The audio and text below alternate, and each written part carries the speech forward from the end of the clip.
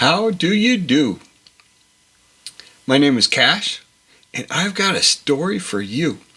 Commitment, friendship, loyalty, patriotism.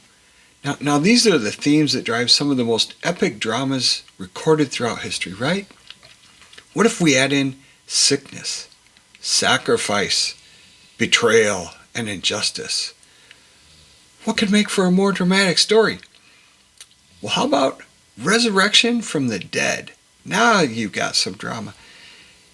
Wow, that is the story we've got today. That's John chapter 11. We're going to listen along as I read John chapter 11. My name is Cash. This is Nobody's Fault Podcast. Let's see if that works. Yep, that works. Okay. I have a big dog sleeping in the background. If you occasionally hear snoring, let's try not to wake her up. Okay. Now, a certain man was ill, Lazarus of Bethany, the village of Mary and her sister Martha. It was Mary who anointed the Lord with ointment and wiped his feet with her hair, whose brother Lazarus was ill. So the sisters sent to him, saying, Lord, he whom you love is ill. But when Jesus heard it, he said, This illness does not lead to death. It is for the glory of God, so that in the Son of God may be glorified through it. Now Jesus loved Martha and her sister and Lazarus. So when he heard that Lazarus was ill, he stayed 2 days longer in the place where he was. Then after this he said to the disciples, Let us go to Judea again. The disciples said to him, Rabbi, the Jews are just now seeking to stone you, and are you going there again? Jesus answered, Are there not 12 hours in a day? If anyone walks in the day, he does not stumble, because he sees the light of this world. But if anyone walks in the night, he stumbles, because the light is not in him. After saying these things, he said to them, Our friend Lazarus has fallen asleep, but I will go awaken him. The disciples said to him, Lord, if he's fallen asleep, he'll recover. Now Jesus had spoken of his death, but they thought that he meant taking rest in sleep. Then Jesus told them plainly, Lazarus has died, and for your sake I am glad that I was not there, so that you may believe. But let's go to him. So Thomas, called the twin, said to his fellow disciples, Let us also go, that we may die with him.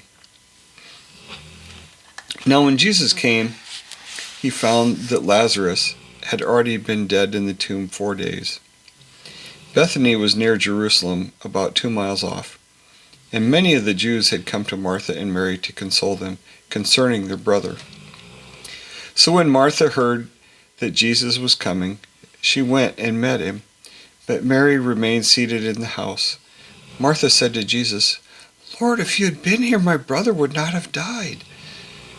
But even now I know whatever you ask from God, God will give it to you. Jesus said to her, Your brother will rise again.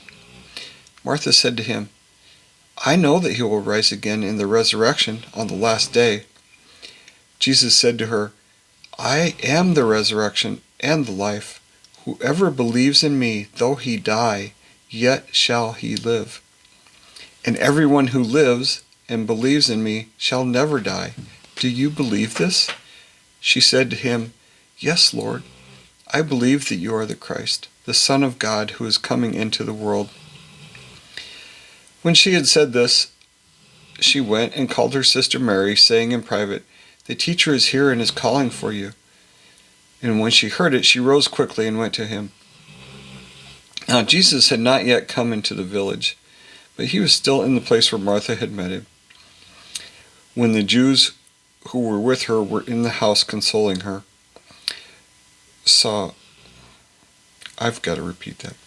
When the Jews who were in the house with her, consoling her, saw Mary rise quickly and go out, they followed her, supposing that she was going to the tomb to weep there.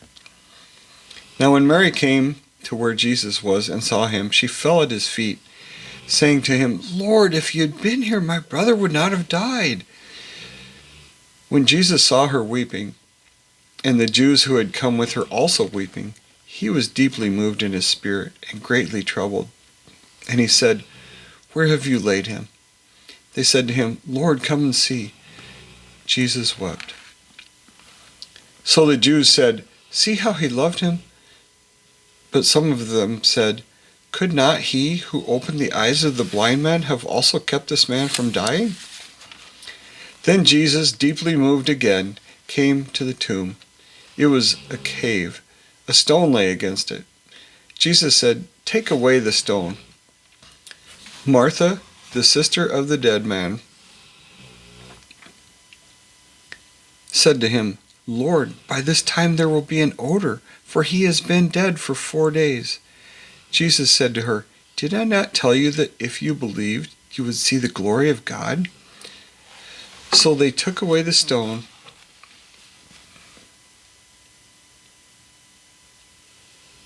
Lost my place. So they took away the stone, and Jesus lifted up his eyes and said, "Father, I thank you that you have heard me. I knew that you always hear me, but this I said on account of the people standing around, that they may believe that you sent me." When he had said these things, he cried out with a loud voice, "Lazarus, come out!" The man who had died came out, his hands and feet bound with linen strips, and his face wrapped with cloth. Jesus said to them, "Unbind him and let him go." Many of the Jews, therefore, who had come with Mary and had seen what he did, believed in him. But some of them went to the Pharisees and told them what Jesus had done.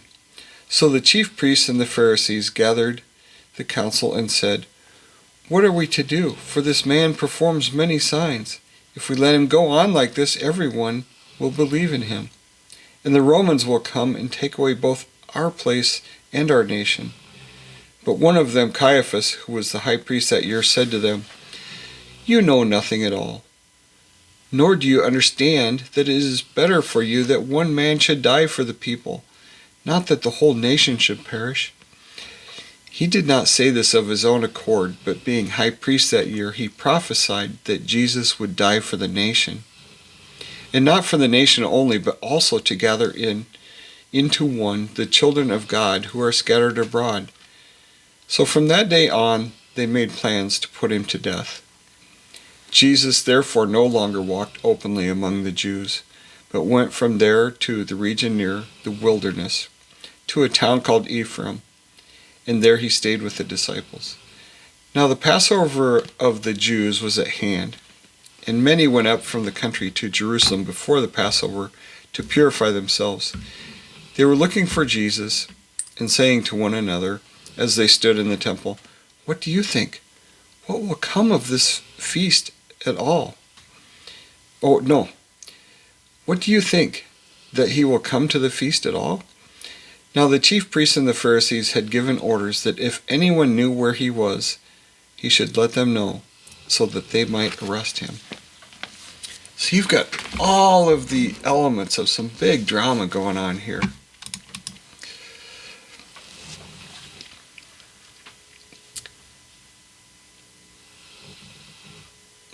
You know what I want on my tombstone? Not the pizza, the actual tombstone. I want it to say, "Born dead, buried alive."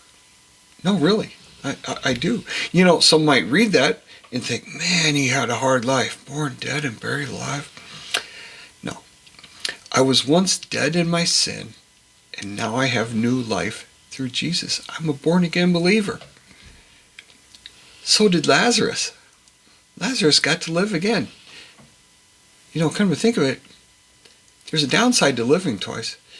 He had to die twice. That stinks. But I'm sure he didn't mind.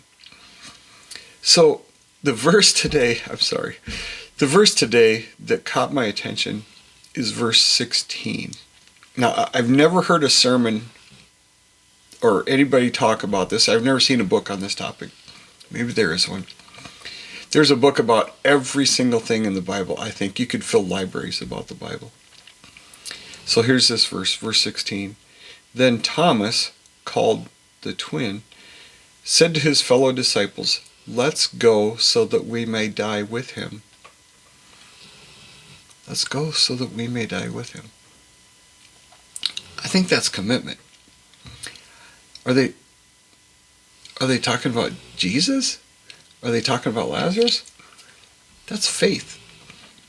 Either way you look at it, it's loyalty. I wonder when I read a verse like that, why would John write that?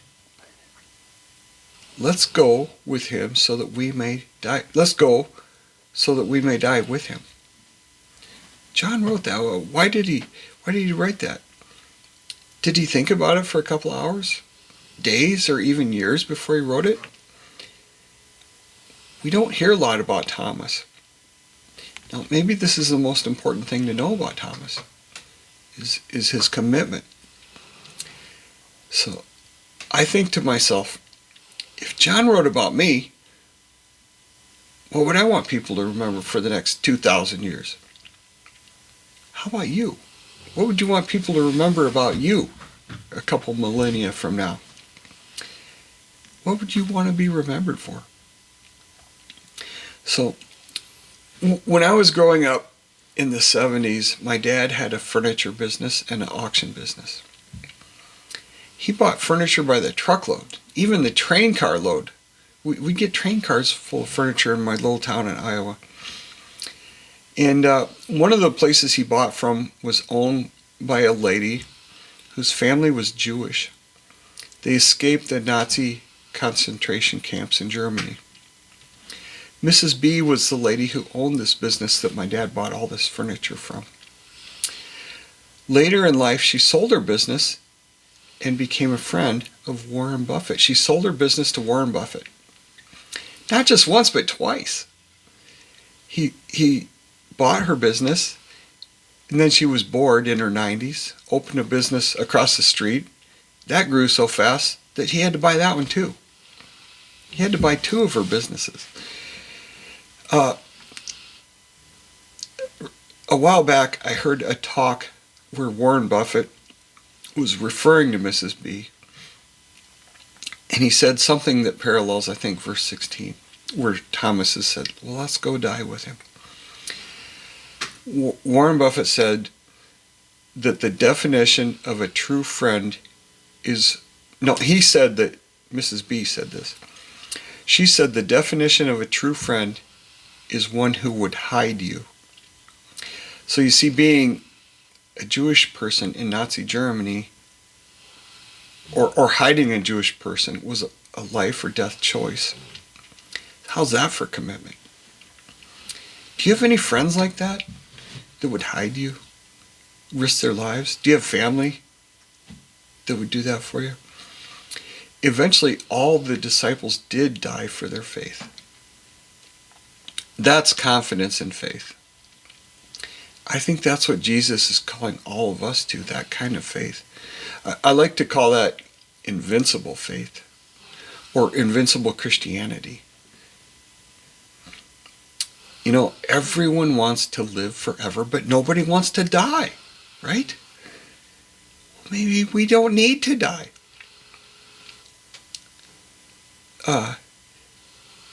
Jesus says there is no way to heaven except through him. I thought I had that verse written down here.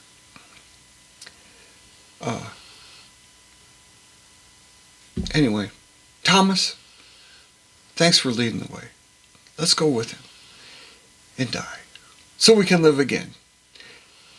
How's that for a Bible reading? I'll see you guys tomorrow.